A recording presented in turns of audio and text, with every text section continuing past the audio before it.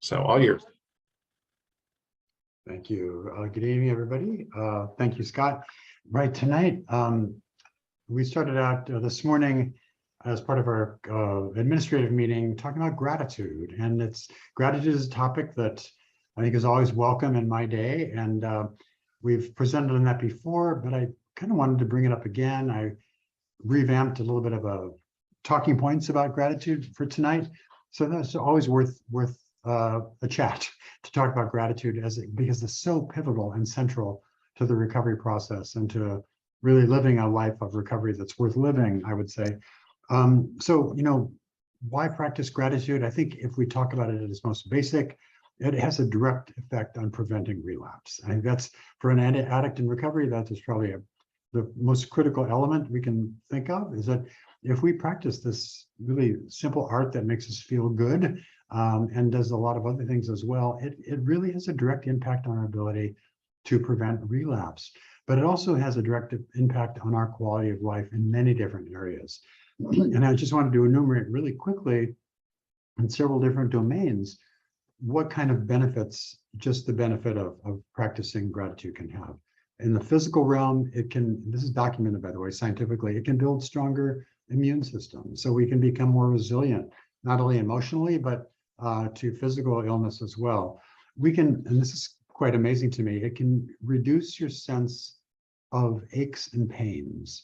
And there's some meditative techniques that allow us to do body scans that allow us to kind of distance ourselves from pain. And as somebody who lives with chronic pain, I try to practice these things and I can feel it, but I'm not in it and it's not so acute. The practice of gratitude can also help us kind of put pain in perspective, if you will, and give us that emotional resilience to manage the physical discomfort of pain, physical pain. So I think that's an amazing benefit. It can lower blood pressure.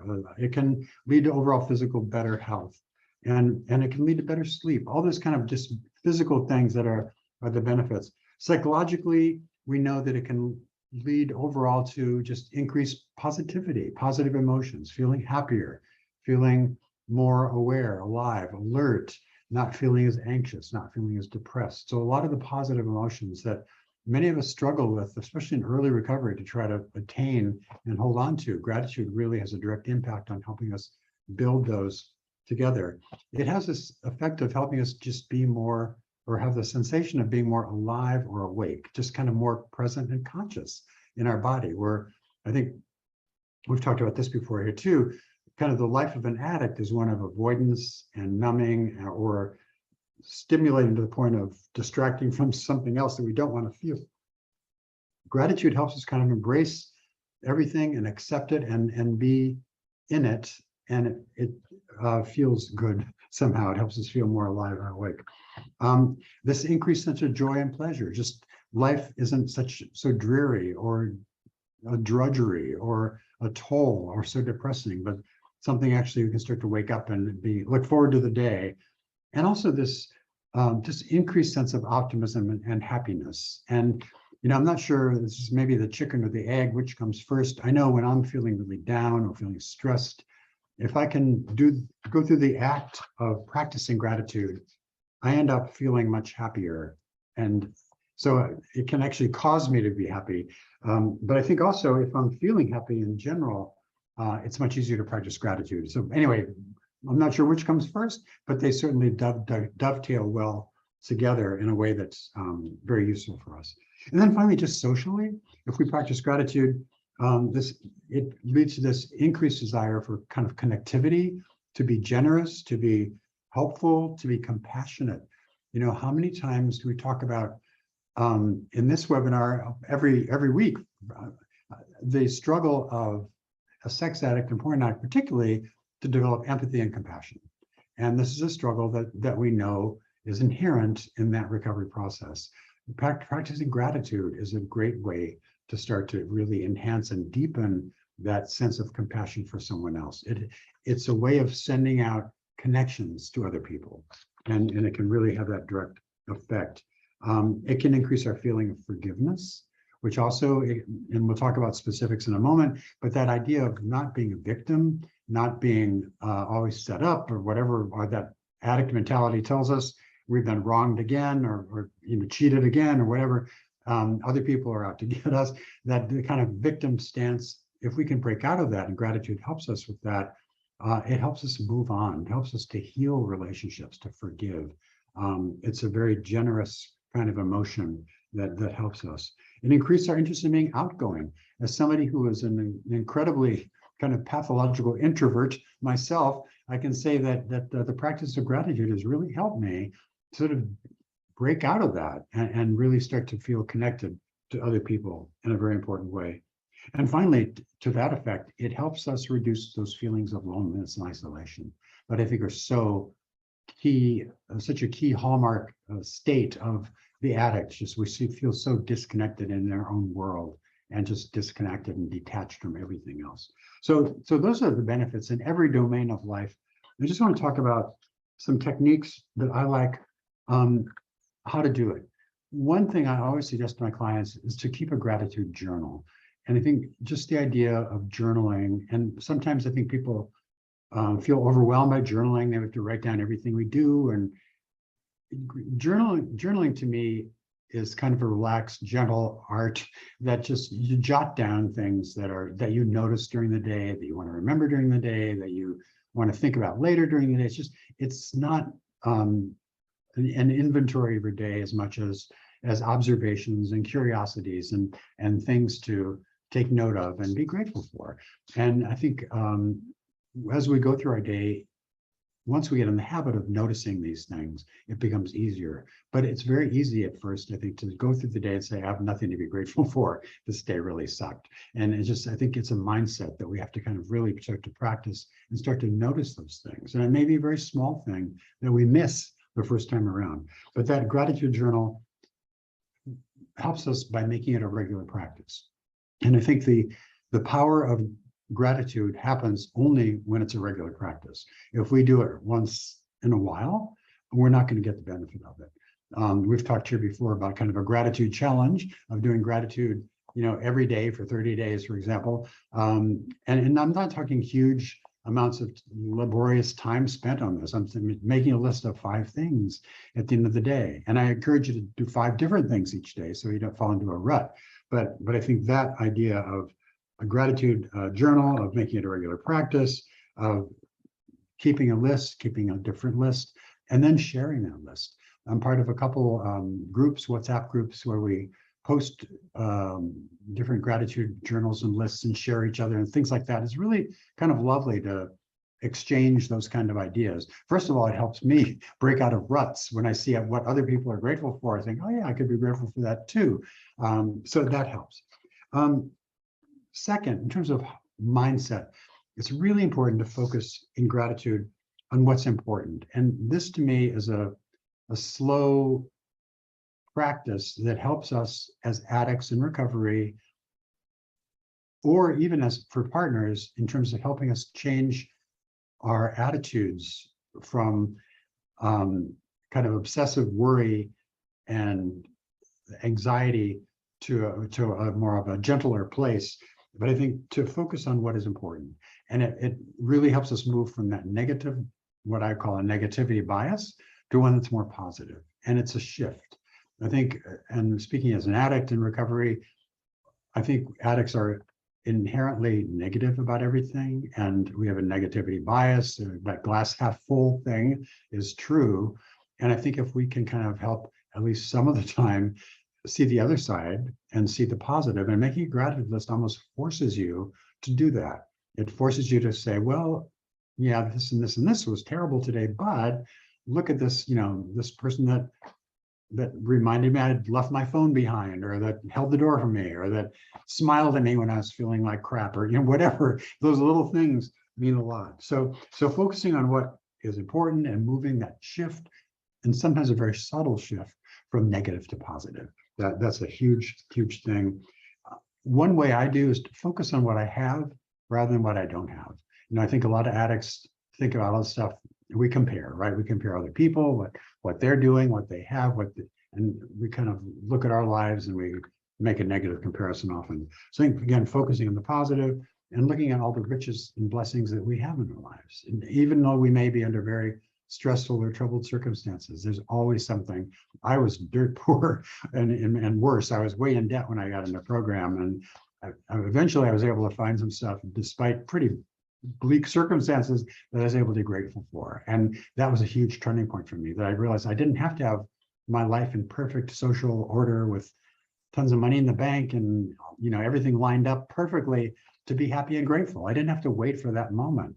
I could be grateful with my life as it was at that time. And I think that was a huge lesson for me. And then this also in terms of learning to creep out of my shell, focusing on the best of others instead of the worst. And I think by habit, sometimes we just look at, gee, what a jerk that guy was, or look at the stupid thing he said, or how awful was it that he did. But instead of looking at the challenges that they may have faced and the best of what they've done, what are the good things? So again, choosing to focus on the good as opposed to the bad. Appreciate the small things. I think these are things I kind of talked about already, but I think that appreciation for the small things is really important, and understand that the small things can have great power. I don't need to have, a huge car or a huge trip or wonderful clothes or whatever. I can have little things that actually in the end mean probably quite a bit more than the big stuff sometimes. Another thing that I think can be enrolled into the practice of gratitude, that's an important skill for recovering people, is this idea that we can start viewing challenges as opportunities. I think sometimes in early recovery, I looked at challenges as just barriers, things getting in my way. Why couldn't this be easier? Why do I have to have it so hard? And instead of saying, well, reminding myself, first of all, everybody has challenges, but second, okay, this is a challenge, but how can I use this? What's a lesson in this that I can do? How can I overcome this? And by actually working to overcome it, I gain a sense of personal efficacy, sort of personal empowerment. There's a lot of gifts in that idea of overcoming challenges and overcoming that victim mentality. Addicts are great avoiders and they're great victims. And I think that's a real trap. And practicing gratitude is kind of an antitoxin from my point of view for that. And then finally, gratitude, I think, goes hand in hand with service and giving back. And I think really, to me, one of the key ways we express gratitude is through service. The two are almost synonymous, and where we can make it a goal to give to others daily, to give some kind of service, to practice generosity. And I think that practicing of generosity is a critical component of gratitude. And again, it's an expression of that connection that we can make with each other. So those are just a couple of newer thoughts or later thoughts for me on gratitude. It's an incredibly important practice that I think we can lose sight of. But it's a daily art and skill that we can't afford to let go. So I'll stop there. Thanks, Scott. Thanks, David. Sometimes in the work groups that I teach, or when I'm interacting with the guys at the treatment center, I'll ask them something they're grateful for. And sometimes they say, oh, well, I'm grateful that I'm not in that situation. And I always encourage them to be grateful for what they have, not grateful that they don't have something, because that's focusing on someone else's negative situation. Just glad I'm not you. So be mindful of that. I just wanted to throw that out. That's something that's come up a couple of times in the last week or 10 days for me. And then I also want to, you heard David say practicing gratitude, or a gratitude practice, because it's practice. We never perfect it. And usually in the beginning, we're terrible at it. But if we stick with it and practice, it can become a really powerful tool, not just for sobriety, but for life. I do it every day. I know David does a regular gratitude practice. I do it before I even get out of bed.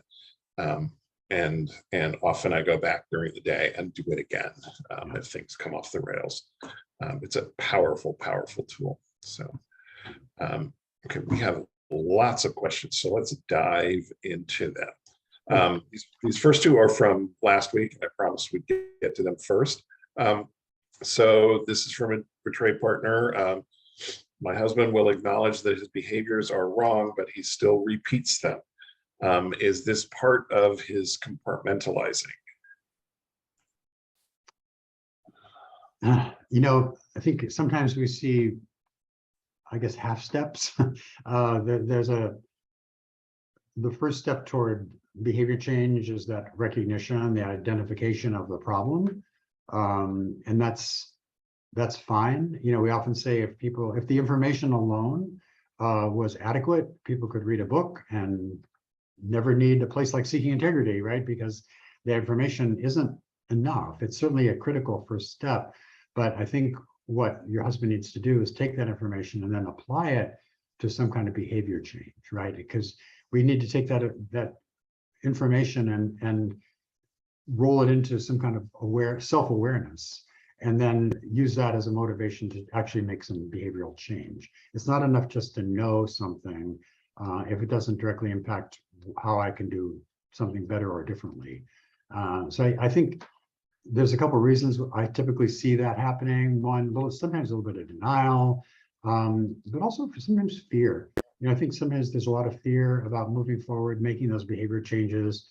Sometimes addicts feel what's on the other side. If I really give this up, there's a little concern about what's left inside, if nothing else. And so I hope he has some support where he can talk about maybe what some of the resistance is, because it could be really all kinds of things. But I think to process that, it's not unusual for addicts to get stuck like that, but it's important to not remain stuck. And I think he made it a push from his therapist or from a men's group or from a sponsor or somebody. But I've seen people kind of settle into that place of resistance, and that's not a good spot to be in. So it's a good awareness that you pointed out, and I hope he can kind of take it and push through that, because that can be, you can get bogged down there. Yeah, and part of it also can be, I don't know how deep into recovery this individual is, but in early recovery, our habits of bad behavior can be so ingrained that we actually have to actively break the habit, and it can take some effort and some serious intervention like David was talking about. Otherwise, we'll just stay stuck. So there needs to be consistent effort once he's aware of the behaviors that he's still repeating. Like, maybe do some affirmations every morning. I will no longer do this. Instead, I will do this, or whatever, just to remind himself like 3 times a day, I'm not going to do this. I'm a better man than that, or something. That's an action. And also just talking about it. He needs to continue to talk about these behaviors and how he's struggling to get rid of them, because that will raise his moment-to-moment awareness. When I'm working on my character defects, I do affirmations 3 times a day. When I was working on honesty, I did, I'm an honest person. I tell the truth no matter what. I did 3 affirmations in the morning, 3 at noon, and 3 at night. And I did that for 30 days. Those were steps I had to take to become fully or mostly fully aware of my tendency to not always tell the truth. And I've pretty much broken that habit. I mean, once in a while, I'll something come out of my mouth and it go, no, not perfect yet, but so yeah. But yeah, it's going to take some effort. Okay, next one. My porn addict husband appears to be addicted to getting attention. Even negative attention seems to calm him or to deliver his fix or perhaps relieve his boredom. Do you have a recommended immediate response for me when he starts to engage in negative behaviors for getting attention? For example, should I mention, maybe you should go look at your green circle? That's the outer circle, the healthy circle of the sexual sobriety plan. Should I reach out my hand, give eye contact, and reassure him? Thank you for any ideas. Interesting question. And where does the tendency to seek negative attention come from? Maybe you can address that a little bit too. Yes, I think just attention seeking itself, whether it's positive or negative, is often validation seeking. In other words, we're looking for attention, we're looking for reassurance that we're kind of there in the room and getting attention. And so even negative attention, we know from psychological studies, it's the quality of the attention doesn't even matter sometimes. It could be negative or positive, but it's the fact that we're getting feedback from somebody. Sometimes in really dysfunctional households, we'll see kids actually kind of getting hit and stuff, but they know at least that's they're being seen in this kind of very perverted way. They're getting attention. So for whatever reason, over time, I think people get in this habit of wanting that validation, wanting that attention, wanting to be connected, and that becomes their kind of go-to method. I think what I would encourage him to do, at least what I've done with such individual cases in therapy, is to really drill down on that a little bit. And I think this might be more a discussion for him and his therapist to talk about what's going on there. So validation and validation seeking go way back. They're very early kind of patterns that are very old and sometimes deeply rooted in early family of origin stuff, and our core beliefs about our worthiness and our lovability and some of that stuff. So it can seem even like an annoying habit sometimes, but sometimes the roots of that can go quite deep. And I think, and also then with some work, can be quite profound in terms of the change that goes on. So I think this is a case where I would refer him to his therapist to kind of explore what's going on. Now, in the role as a spouse, it's a little bit tricky because you don't want to be putting yourself in the position of guardian of the behavior or policeman or therapist or anything else. However, I do think it's important for you to have some kind of feedback device, if you will.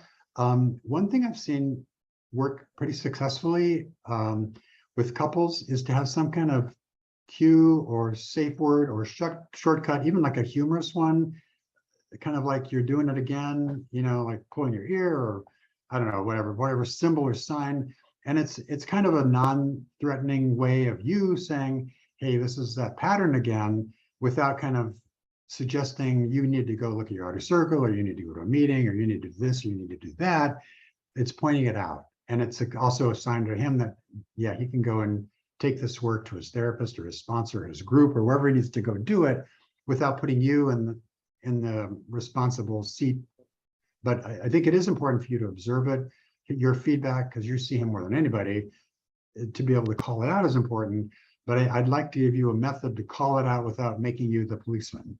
And so that's why I suggested something, a safe word or a humorous way of doing it, just so to point it out, and then it's up to him, right?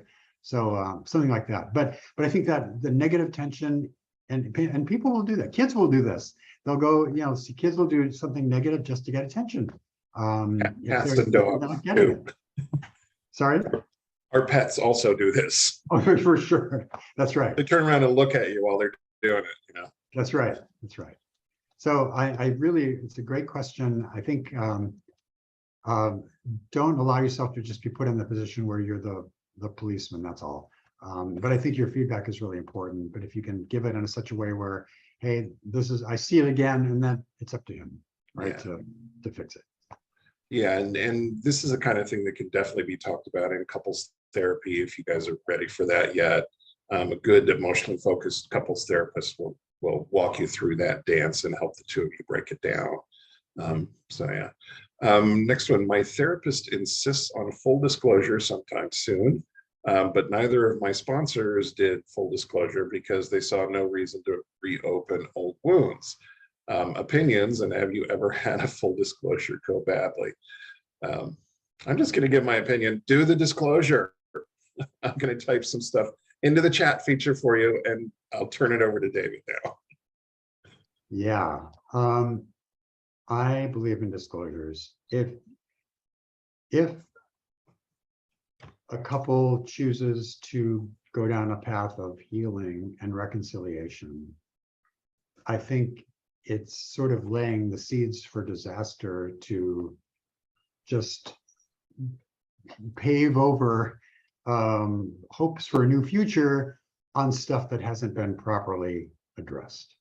And so I think it just I think it would be a huge mistake to not go through a formal disclosure. Now, if you don't want to reconcile, if you plan to divorce or split, then that's a disclosure has no point. But if you do want to heal, the point of a disclosure is to really get everything out on the table in a controlled way that gives both parties a chance to respond, to note, to process in a way that is like it's getting it all out to provide a fresh start. And now, have I seen them botched? Yeah. And how are they usually botched? When people aren't honest, when they don't do a full disclosure, when they do a partial disclosure or a rolling disclosure, or just kind of spill it out. Those are horrible ideas, right? Because it's incredibly painful to the partner. They think finally at last everything's out, and then, well, sorry, no, there's this other piece that isn't out. But you can imagine trying to start a relationship if there was some essential secret or lie that you didn't know about. How would you feel, right? And the same thing goes where there's been an active sex addiction or porn addiction. It's unfair to your partner to expect him or her to make a decision to fully commit once again and put trust and faith and love back in the relationship if there's this other stuff that's kind of unknown and unacknowledged. And so I'm a big believer in disclosure. I think it's incredibly important. I think the timing, sometimes it's done soon, sometimes it's done a little bit later. I think months is a period of several months there that there's an adequate window. But I think it's a big mistake not to do a full disclosure if you plan to have a successful relationship down the road. Now, will it always be magically wonderful? No. I know of cases where people do disclosures and the betrayed partner says, okay, I've heard everything I need to hear. I don't want to go forward. So that can happen. And that's a chance people have to take. But the risk there is that if you don't lay everything out, it's going to probably come out anyway down the road, and it's going to be all the more disastrous and hurtful for everybody. So I'm a big fan of disclosure. Yeah, I'm 100% in disclosure. Betrayed partners need it for the relationship to heal. It kind of gets everything back to ground zero so you can start the process of rebuilding trust. Stephanie Karn's book, I popped it in the chat feature. Get it. If you haven't read that book and you're on this webinar, get that book and read it, whether you want to do disclosure or not, because it's really good. So yes. Hello, gentlemen. My porn addict, sex addict husband and I have been out of the house separated for 10 months. He's blamed me fully for his affairs and porn use. He has done the sex addiction work group, no support past that. He just admitted that he cannot stop some behavior. He won't tell me what the behavior is, but he feels that behavior is his peace of mind. Is it kind of a breakthrough that he finally admitted this? No. Is it a starting point for healing? No. I finally feel in my heart that all the blame he placed on me was a lie coming out of his deep shame and addiction. Thank you both for your help. I have an opinion here, David. Do you mind if I go first? Go for it. Okay.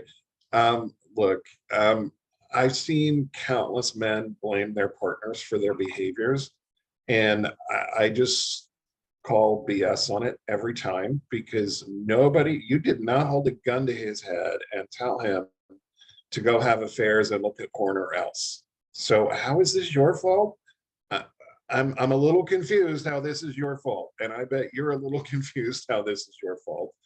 What I will tell you is some people come to the level 1 work groups and don't do much. I don't know who we're talking about here, but not everybody gets something out of it. And if somebody is still acting out and still saying that it's the only way he can get peace of mind, he didn't get much out of the level 1 work group. I can tell you that. Is it a breakthrough that he's admitting that? No, he's still blaming everyone and everything but himself. Is it a starting point for healing? No, I'm sorry. A starting point for healing would be feeling bad about what he's doing and wanting to make some changes. I finally feel that all the blame he placed on me was a lie coming out of his deep shame and addiction. I'll agree that it was a lie and that it probably came out of his shame and his addiction, but that doesn't make it right. And he's still doing it. I mean, according to what you say, he's still doing this stuff. So, yuck, I'm sorry you're going through this. I mean, and I don't know what to tell you. It's frustrating for betrayed partners. It's frustrating for the people that work with the addicts when they're just not going anywhere. I know that sounds a little harsh, but it sounds like this is a guy who's just made a decision to not make changes and is going to blame everyone and everything but his own choices for what he's doing. And it's clear he hasn't made any progress from what you say. And I really feel your pain. And I wouldn't expect any progress unless he makes some more significant changes than saying, oh, well, this makes me feel better when I do it. I mean, yeah, that's why we engage in addictions. It makes us feel better. It actually makes us feel less. But yeah, okay, I'm done ranting. David, thoughts? Well, I concur with everything, Scott. I agree that, you know, when we see this hanging on to stuff, kind of digging in, holding on to behaviors, bargaining, basically, is then kind of a bargaining phase of the recovery process, and really getting stuck. I think there's really no progress being made here at all. I agree too that it's there's probably a lot of shame and the lies and all that come out of that, but I don't see much movement here. And I think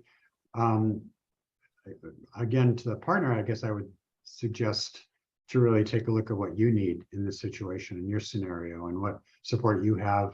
It may be a matter of boundaries and just at what point is this just not okay, especially being the recipient of blame and stuff.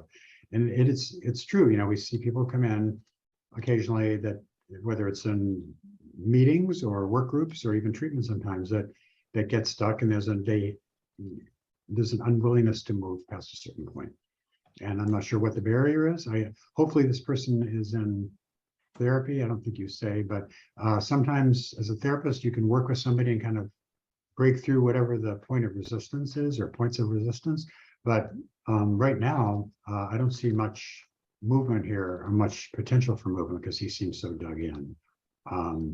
So I agree with Scott on there. It is kind of harsh, but the blame, anytime I hear this blame, that's so classic. And really, when I hear blame, that's such like a beginning stage of recovery, if that. I mean, that's one of the first things we hear. And so he's really back at the very beginning stages of even trying to get his act together. And so, because blaming is like an early temper tantrum-y kind of behavior of early recovery. And, you know, so if he hasn't moved past that, that's not a good sign of this, basically. Yeah. Thank you for, yeah, clearly neither David nor I are like, yeah.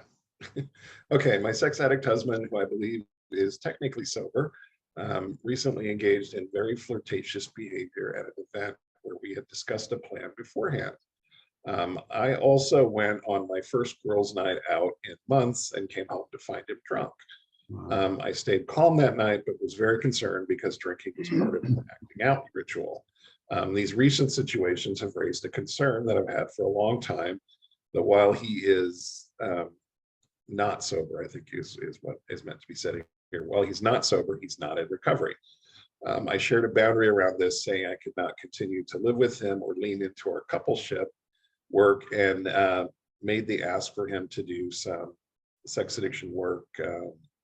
Looks like maybe asked for the work group, and helping betrayed partners heals work. He does attend SAA and sees a CSAT every other week. I am part of Michelle May's partner group, which is excellent. I highly recommend it. And practice daily mindset and gratitude work. Also working with trauma therapists now. My husband was not willing to accommodate any of my asks and felt like they were assignments. Do you think my requests were out of line? So the requests seem to be maybe signing up for a work group and doing some learning how to help betrayed partners heal, which would be our out of the doghouse work group. So a couple of work groups, one for addicts and one for repairing relationships. he doesn't want to do them. Feels like those are assignments rather than asks. David, thoughts? Yeah, well, first of all, to this person posing the question, I just congratulations on everything you're doing with the groups and the support you're getting, and even the questions you're asking, and the steps you're taking. I mean, everything is like pitch perfect, I think, in terms of even your boundary requirements and the way you put it out to him. From this little snippet of a scenario that you've written here, what I see, I think, is an addict who, like you say, is certainly not in recovery. He may be, I guess, if it were in AA, we'd talk about a dry drunk, right? Somebody who's maybe technically not, although I'm not even sure about that, frankly, where he's at, given his attitude, that I'm not sure what his level of acting out is or isn't. But the fact that he would drink when you would have an evening for yourself and for your own pleasure and joy, and he'd kind of like, basically, I assume, punish you or show you by acting out on those nights. Those are all very bad signs to me, that he can't tolerate that kind of, you're a bit of independence on your part, and so on. So I think, to answer your question specifically, I think your requests are right on target. I think they're the way they should be. I think he needs to really take a serious look at what's going on. The drinking really concerns me. Sometimes I know we have sex and porn addicts who kind of minimize the role of alcohol. As somebody who does the dual diagnosis thing with chemsex, this really concerns me, because I know alcohol is a big part of the ritual and numbing feelings, and if not even numbing feelings, I think we talked earlier about our pets that kind of look at us while they're acting out to get negative attention. I think this is kind of one of those, almost like, I'll show you, you look what you made me do, and then it's all just questionable. So he does have some resources, it sounds like, in terms of a CSAT, which he probably needs to see every week, and sponsorship. But I would somehow try to get the message to him that he needs to really kick up his program activity a little bit and really start to work on these resistances that he has, because they're going to get him in trouble. And you've worked far too hard, in my opinion, from what you've said, to put up with some of this too long. I mean, you deserve a girls' night out. You deserve to have fun. You deserve to live your life and not be punished for it when you come home. And so I think there's ample opportunity for some good boundaries here, that and he needs to, the onus is on him. Let me just say that. Yeah, and you say he attends SAA and sees a CSAT every other week or every 2 weeks. There's attending SAA is one thing. Participating in SAA is quite another. It's where you share, it's where you have a sponsor, it's where you work the 12 steps. I agree with David. If you're seeing a CSAT, particularly early on, it needs to be every week. And I don't think your asks are unreasonable at all.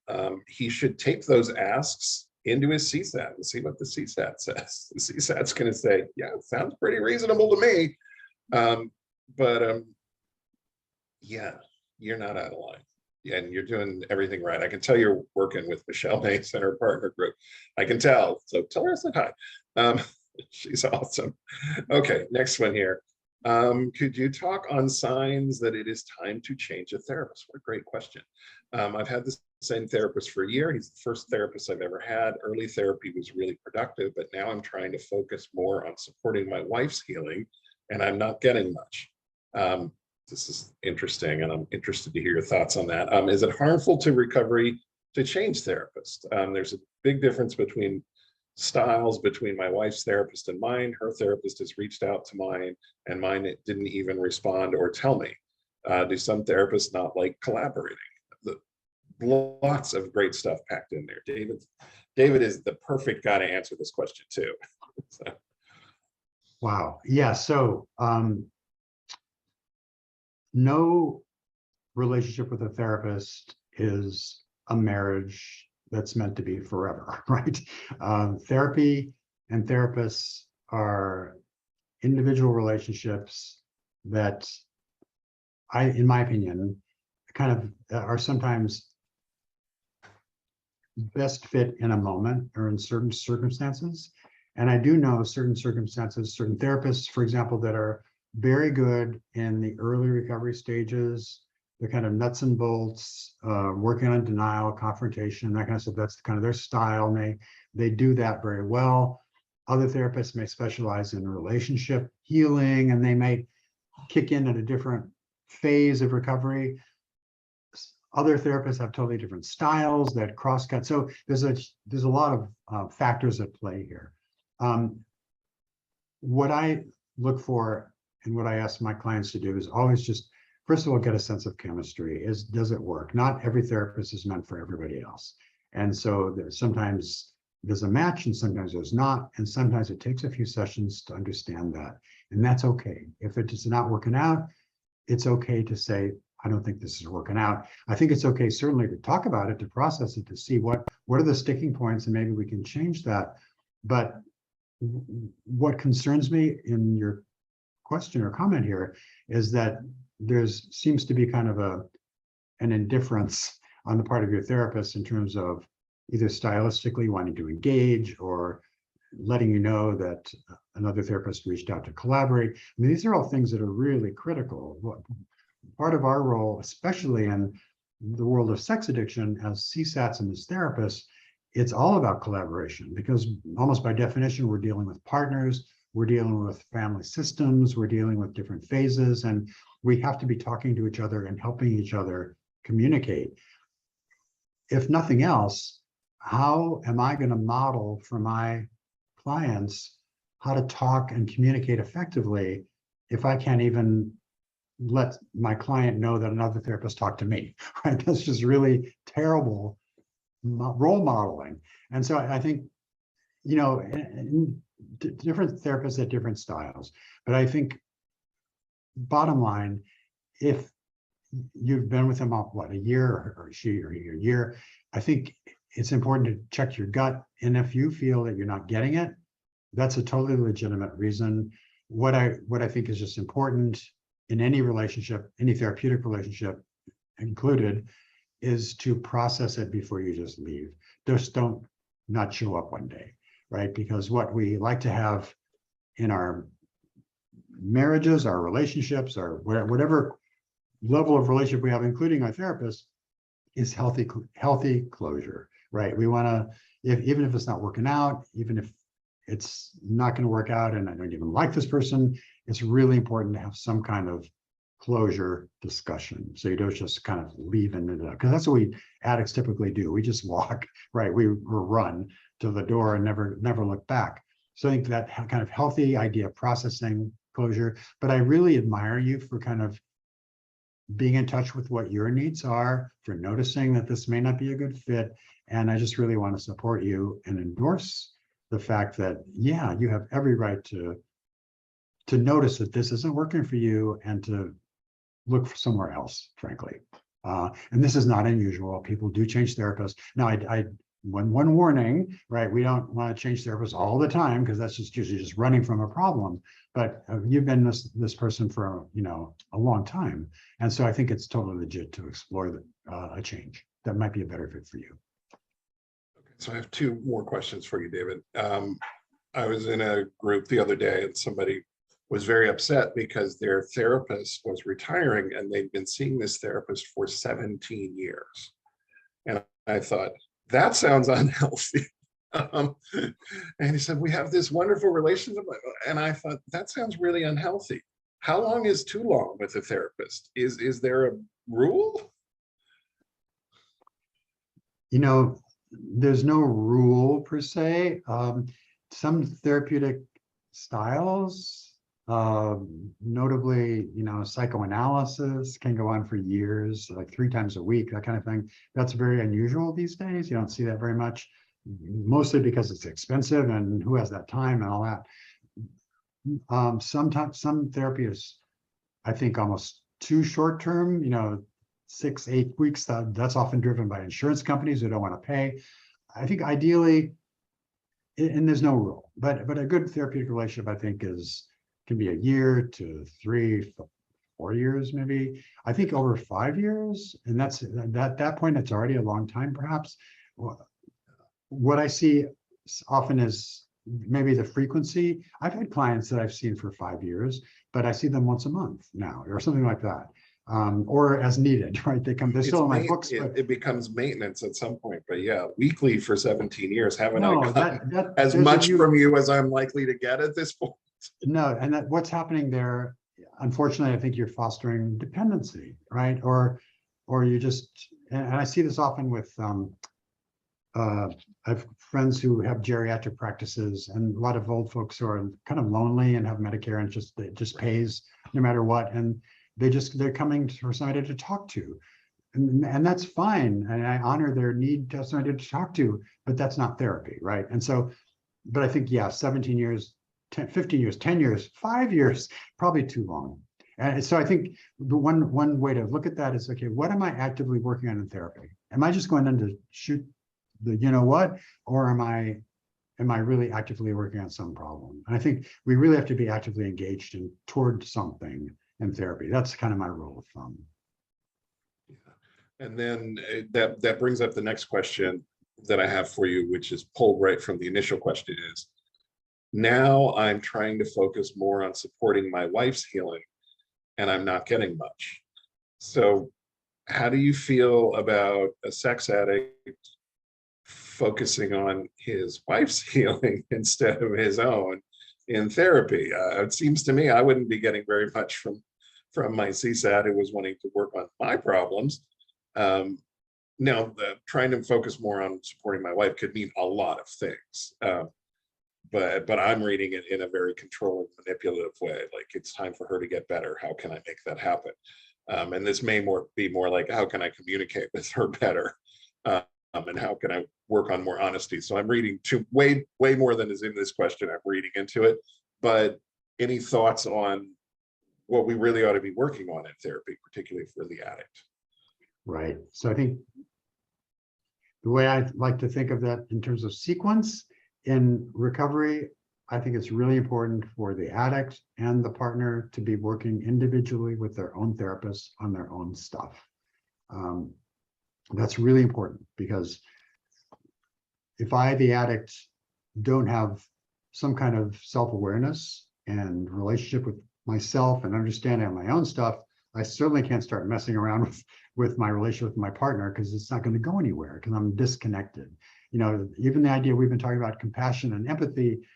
Empathy is the ability to feel what somebody else is feeling.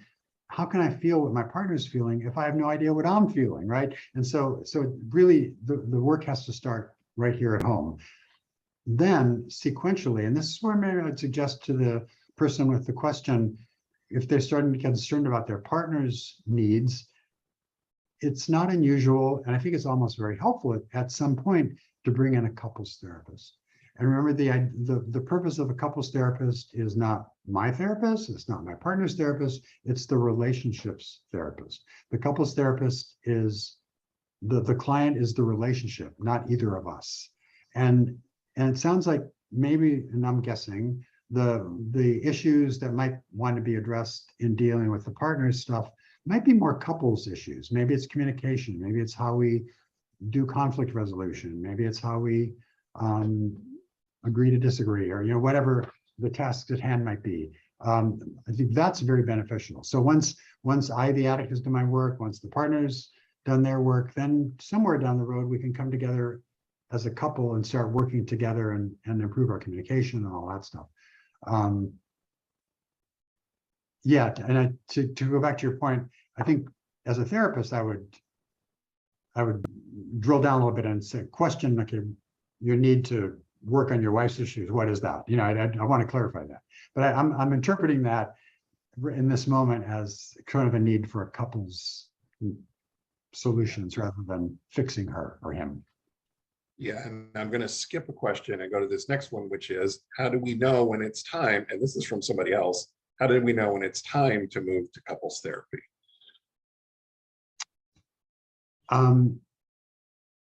Yeah, that's a good question. I think in the early recovery, when we're working on our own stuff, whether it's the addict or the partner, there's a lot of ups and downs. There's a lot of emotional awareness. There's a lot of intensity. There's a lot of discovery. And I think it's a very self-involved process initially. And I think it's very hard to focus on two things at once, right? If I'm working on my inner space, it's really hard to hold that and connect in a deep way with somebody else as well.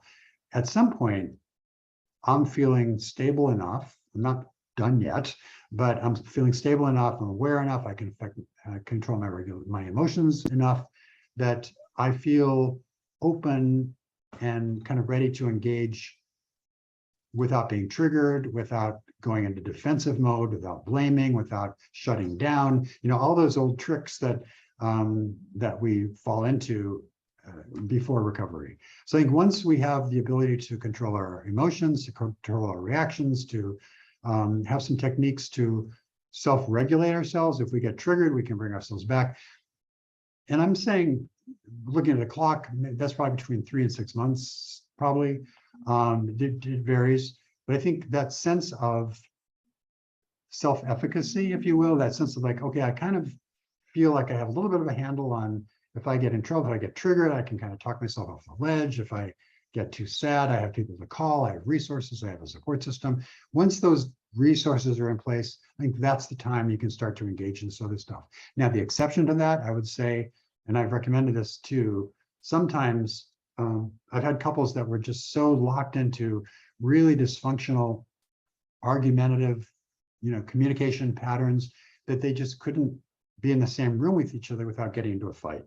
And it just went nowhere. And so occasionally I have recommended a couple sessions with a couples therapist much earlier in the game, just to give them some skills on how to talk to each other, right? And there's very efficient and beautiful skills, like the Imago couples dialogue, for example, that just breaks it down into very easy steps to teach people how to talk. And so I think that's where I kind of would bring in a little bit of couples work initially, but to get at the deeper stuff, I'd certainly wait. And I think assuming you both, or at least one of you, are seeing a CSAT, I think the CSAT can also help guide you in that, because you want coordination between all these therapists. So they can also help let you know when that time is right. Yeah, and by the way, when there are multiple therapists, you're going to need to sign off with all of them that yes, they can communicate with each other. There is a form you have to sign that says yes, my therapist and your therapist can talk. And they'll, if they're good therapists, they'll give you that form. Okay, let's see if we can get one more here. My porn addiction spouse thinks he's not as bad as everyone else. He denies he's a porn addict, says he's found healing. He started a program I'm not familiar with, and he had his first therapy recently, but not with the CSAT. He doesn't want to do groups. He says he's doing this for me. How can I support him even when I'm not sure he's getting the right help? He has been sober, this is in those air quotes, since March. I don't want to push him, and still there are little lies, hiding finances, etc. Thoughts, David? Gee, I don't know. I think, yeah, you don't want to question everything they're doing, but it sounds a little murky. They're perhaps not all helpful. I think, I guess I would just encourage him to have full accountability and transparency with his sponsor and his therapist. And it's not really your role to do that, but I kind of don't like what I'm hearing there in terms of what he's doing in his recovery practices. So they just concern me a little bit. I think it's okay for you to express your concern. I think, again, you don't want to be in the position of being the policeman or the cop or the judge or anything, but you certainly have a right to your opinion, and as it affects you especially. So I think you have a right to express concern if that's what it is. And in terms of suggesting solutions or action steps, I would kind of refer it back to his therapist, who maybe can get in his face a little bit more appropriately than you can about that. There's some concerning stuff with what you just said for me. Yeah, I agree with David. I mean, the fact that he's in a program you're not familiar with, I mean, you've done your research.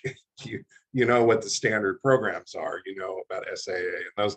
And if he's not doing that and he won't go to groups, that's disturbing. Number one, he's with a therapist who's not a CSAT. That's disturbing. He says he's doing this for you. That's disturbing. You want to do it for your partner, great, that'll get you in the door. But at some point, if you want to stay sober as an addict, you have to do it for yourself. You have to be able to say, even if my partner leaves me, I'm staying in recovery because my life is such a mess that I'll just keep repeating these behaviors no matter what. But I got here because I want to save my relationship with my partner, who I love very much. That's reasonable, but I'm doing this for you is it goes back to the blaming that we heard earlier. It's almost blaming you. This is your fault, but I'm doing it to appease you. So how can you support him even when you're not sure he's getting the right help? This goes to our earlier question too. Your boundaries are about you feeling safe in your relationship. And you can say, I don't feel safe unless you do this, this, and this. This is what I need from you for me to feel safe in our relationship. And then, you can say, when I don't feel safe, here's what I'm going to do. I'm going to, ask you to move out of the house, or I'm going to, do this, or, whatever. And it sounds like you're not feeling safe. There are still little lies, there's still finances, you're putting sober in air quotes, which means, you're wondering what sobriety means to him. There's so much in there that shows you are uncomfortable with his process of healing. That you can set some boundaries. Here's what I need you to do for me to feel safe. And right now, the stuff you're doing is not helping me feel safe. And that goes for any betrayed partner, and it also goes for addicts. You want to set a boundary. It's about you. I need to feel safe. So, David, for me to feel safe around you, I need you to do this. And if you don't, or when you don't do that, I'm going to have to remove myself from our relationship temporarily, so that I can stay safe. David and I don't need those boundaries. David has the best boundaries of anyone I know. But yeah, I really feel the pain of several of the questioners today, because you deserve to feel safe in your relationship. And Absolutely. When you're in a relationship with an addict, it is hard to feel safe. Last question here, we'll do it real quick. Is relapse inevitable in the sex addiction, David? No, it's not inevitable. It's not unusual. It's not uncommon, but no, it's not. I don't shame it when it happens though, but we pick ourselves up and we get back on track and we move forward. That's what we do. Yeah. Relapse is not the end of the world unless we keep it secret and don't learn from it. And because then we're just going to do it again. If we talk about it right away and learn from it and put some safeguards in place, a slip can actually be a good thing because it strengthens our recovery. So, but it's not inevitable. I agree with David. Okay, thank you everybody for being here. David, thank you for the gratitude topic. Always great. We will be back same time, same place next week. And then the following week, we will be off. Anything you want to say to take us out, David? Just encourage everybody to incorporate a practice of gratitude into their daily lives. Thank you, everyone. Good night.